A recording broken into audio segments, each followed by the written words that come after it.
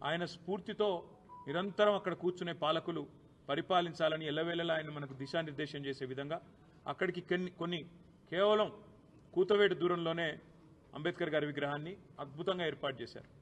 చేయడమే కాకుండా ప్రకాష్ అంబేద్కర్ గారిని కూడా ఆహ్వానించి రాజకీయాలకు అతీతంగా బ్రహ్మాండమైన కార్యక్రమాన్ని నిర్వహించడం జరిగింది.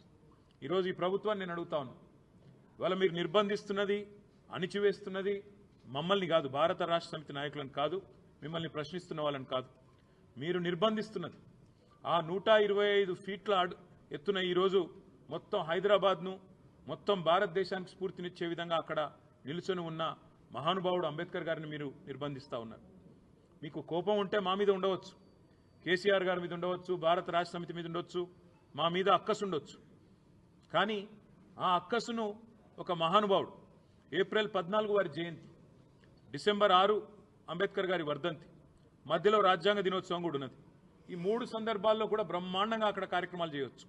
డాక్టర్ బాబాసాహెబ్ అంబేద్కర్ దగ్గర విగ్రహం దగ్గర ఒక అద్భుతమైన మ్యూజియం కూడా ఏర్పాటు చేసినాం. దాన్ని ఈ రోజు వరకు మీరు పట్టించుకోరు. కనీసం తాళాలు కూడా తెరవకుండా గేట్లకు తాళాలు వేసి పెట్టి అపరిశుభ్రంగా ఈరోజు ఆ మహనీయుణ్ణి అవమానించే విధంగా వారిని కూడా నిర్బంధించి పెట్టింది కాంగ్రెస్ పార్టీ అని చెప్పడంలో ఎలాంటి రెండో ఆలోచన కానీ రెండో అభిప్రాయం కానీ మాకు లేనేలేదు.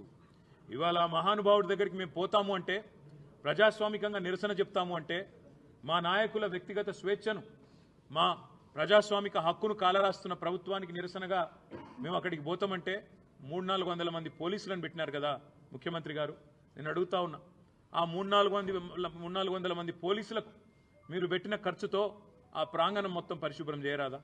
అక్కడ బ్రహ్మాండంగా ఈరోజు ఆ మహానుభావుడికి నివాళి అర్పించే కనీస సంస్కారం లేదా? నీకు నీ ప్రభుత్వానికి కనీసం ఆ ఇంగితం కూడా లేదా? అందుకే ఈ రాష్ట్ర ప్రభుత్వాన్ని, రేవంత్ రెడ్డిని నేను అనేది ఒకటే, మీరు నిర్బంధిస్తున్నది, స్వేచ్ఛను హరిస్తున్నది మాది కాదు.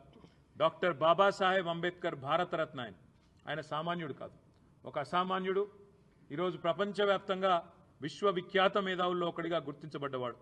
ప్రపంచంలోని గొప్ప విశ్వవిద్యాలయాలు, హార్వర్డ్ అలాంటి విశ్వవిద్యాలయాలు